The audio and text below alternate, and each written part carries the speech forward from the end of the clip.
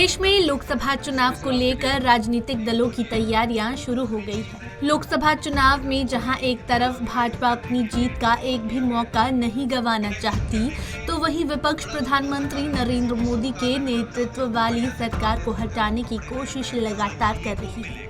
वहीं लोकसभा के साथ साथ गुरुग्राम नगर निगम चुनाव को लेकर भी तैयारियां जोरों पर हैं। इसी कड़ी में आम आदमी पार्टी ने हरियाणा की इकाई को भंग कर और मजबूत बनाने की प्रक्रिया शुरू कर दी है, जिसके चलते दक्षिण हरियाणा के कार्यकर्ताओं और पदाधिकारियों का सम्मेलन गुरुग्राम में किया गया, जिसमें आम आदमी पार्टी के राष्ट्रीय महामंत्री और राज्यसभा सांसद संदीप पाठक, हरियाणा प्रभारी सुशील गुप्ता और अनुराग ढांडा समेत अन्य नेता पहुंचे और नए संगठन के प्रारूप की समीक्षा की।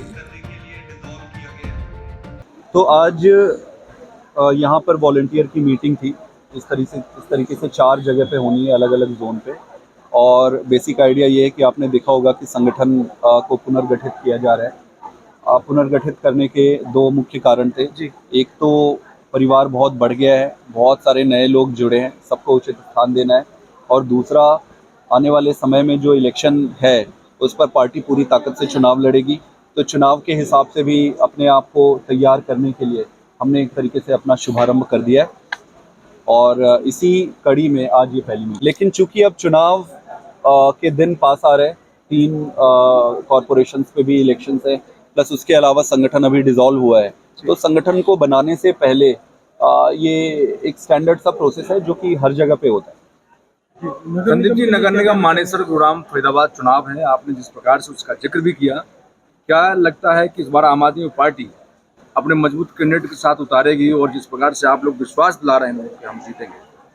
बिल्कुल, पूरी ताकत से चुनाव लड़ेंगे।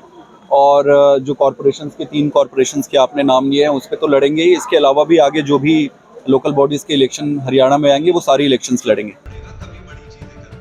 वहीं संदीप पाठक की माने तो आम आदमी पार्टी नगर निगम चुनावों के साथ 2024 की तैयारियों में जुट गई है और इसी के मद्देनजर नया और मजबूत संगठन खड़ा किया जा रहा है। संदीप पाठक की माने तो आज केजरीवाल मॉडल की दुनिया भर में तारीफ हो रही है, जबकि शिक्षा चिकित्सा में हरियाणा तेजी से पिछड़ रहा है। इसके साथ ही बेरोजगारी में भी हरियाणा नंबर 1 पर है। ऐसे में सिर्फ आम आदमी पार्टी ही है जो हरियाणा की जनता की उम्मीदों पर खरा उतर सकती है। संदीप पाठक इम्पोर्टेंट नहीं है। संदीप पाठक को अभी पार्टी ने पूरे देश का राष्ट्रीय महामंत्री बनाया है। मेरी जिम्मेदारी सारे राज्यों में उतनी है। यहाँ पर हमारे प्रभारी जी काम कर रहे हैं, अनुराग जी काम कर रहे हैं, ये हमारे लीडर हैं। यहाँ के टीम के जैसे काम करना है। और संदीप पाठक की अकेले कोई पहचान नहीं है। संदीप पाठक कुछ भी नहीं है। केजरीवाल जी ने मुझे ये जो पद दिया है, मैं उस पद के लिए दायित्व का निर्वहन कर रहा हूँ। हम सारे अपने दायित्व का निर्वहन कर रहा हूँ। और एक चीज़, हाँ, परिवार जैसे मैंने कहा वॉलंटियर में भी बढ़ा है तो लीडरों में भी बढ़ा है। तो अभी काफ़ी बड़ी हो गई है। और अच्छे जो पुराने घाघ पार्टी यहाँ बैठे हुए हैं उनको टेंशन तो होना ही चाहिए। एमसीडी में चुनाव हुआ जी। एमसीडी में हमारी लड़ाई किससे थी? बीजेपी से थी। आम आदमी पार्टी की लड़ाई एमसीडी में बीजेपी से थी। बीजेपी को हमने हराया। फिर हम गुजरात गए।